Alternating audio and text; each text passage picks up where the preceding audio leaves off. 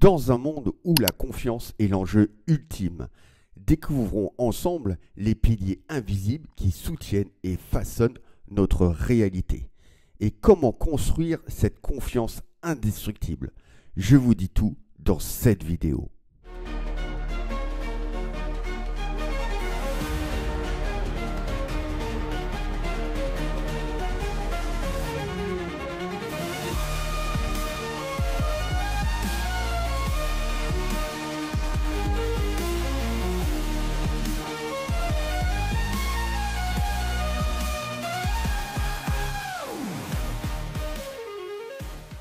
On pense très souvent que la confiance vient des résultats visibles, comme une victoire, une validation ou alors une reconnaissance. Mais en réalité, sur le long terme, la confiance est quelque chose de profond. Et très souvent, c'est invisible à l'œil nu. Voici les 3 piliers qui sont invisibles et que l'on néglige très souvent, mais qui changent tout. Le premier pilier est la stabilité interne. Le deuxième pilier est la parole tenue. Et le troisième, c'est l'alignement par rapport à vos valeurs et vos actions.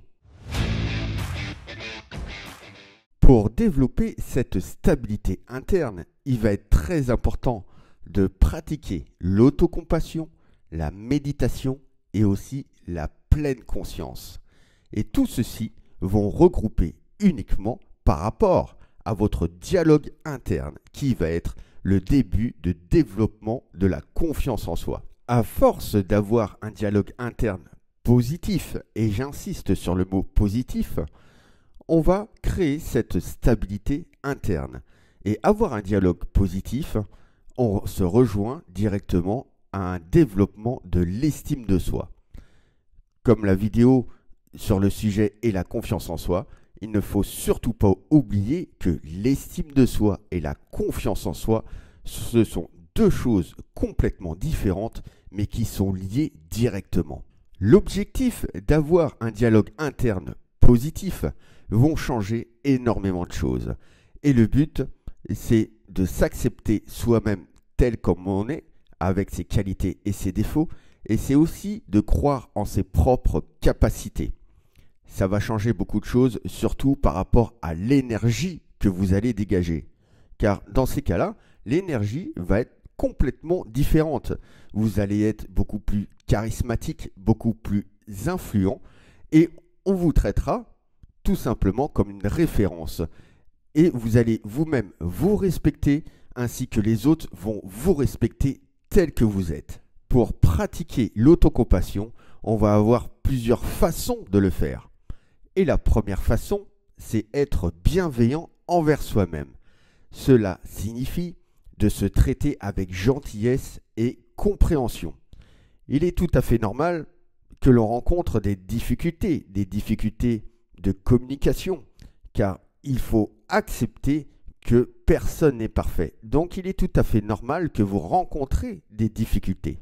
Une autre façon aussi de pratiquer l'autocompassion, c'est de se donner de l'affection en période de souffrance et de stress, en se disant tout simplement des mots encourageants où on va se concentrer uniquement sur la bienveillance envers soi-même et envers les autres. Ceci est une technique vraiment efficace pour pratiquer l'autocompassion.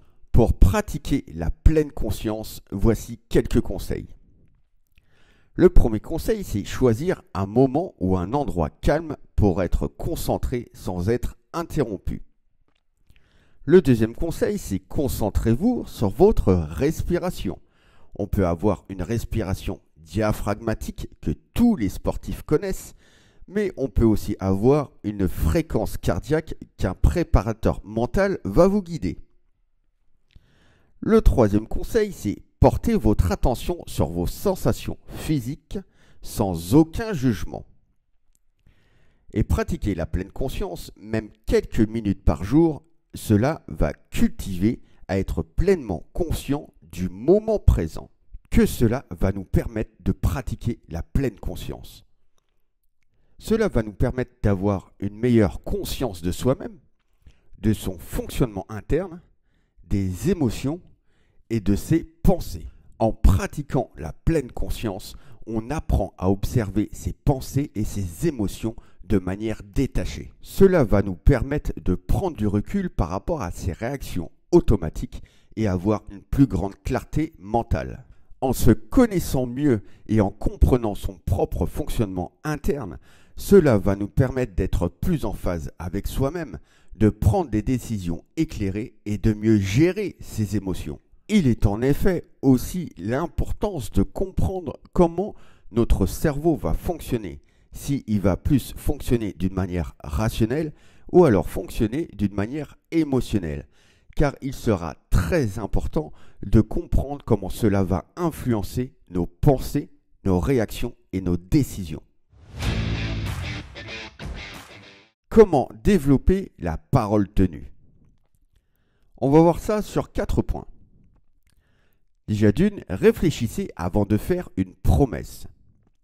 En 2, soyez clair et précis.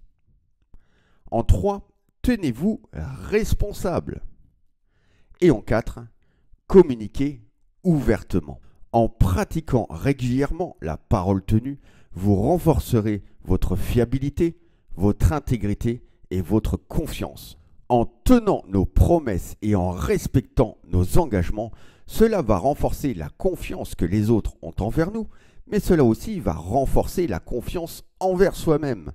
Et en agissant de manière cohérente, cela va aussi renforcer notre estime de soi-même, l'intégrité personnelle et l'engagement envers nos propres valeurs. C'est-à-dire qu'en d'autres termes, éviter de se trahir soi-même.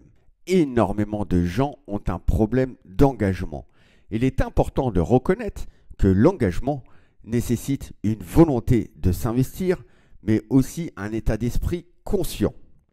Pour ceux qui rencontrent des obstacles d'engagement, il serait peut-être utile de, en 1, clarifier ses objectifs et ses valeurs. En 2, identifier les peurs ou les obstacles internes. En 3, commencer par de petits engagements. Et en 4, chercher un soutien extérieur pour aider à surmonter les obstacles d'engagement. Pour développer et renforcer votre engagement envers soi-même, voici quelques conseils. En 1, fixez des objectifs significatifs. En 2, tenez-vous responsable, c'est-à-dire faites en sorte de respecter vos engagements. En 3, pratiquez l'autocompassion. Et en 4, cultivez la confiance en soi, c'est-à-dire cultivez la confiance en votre propre capacité. L'engagement avec soi-même repose en grande et majeure partie sur l'alignement de nos valeurs personnelles et de nos actions. En agissant de manière cohérente avec ce en quoi nous croyons et ce qui est réellement important pour nous, on va renforcer notre intégrité, notre confiance, mais aussi notre estime de soi-même. L'alignement entre nos valeurs et nos actions joue un rôle essentiel dans l'engagement envers nous-mêmes, mais il peut également avoir d'autres implications et avantages. En 1, bien sûr, l'engagement envers soi-même. En 2, cohérence et intégrité. En 3, une prise de décision éclairée. Et en 4, une harmonie interne. Pour développer la confiance en soi, elle ne se fait surtout pas à partir de résultats, mais à partir d'actions. Il est important de se rappeler que la confiance en soi n'est surtout pas basée sur la perfection ou le résultat parfait, mais elle est surtout basée sur le courage d'agir, sur la résilience face aux échecs et aussi la persistance à vouloir continuer à atteindre vos objectifs.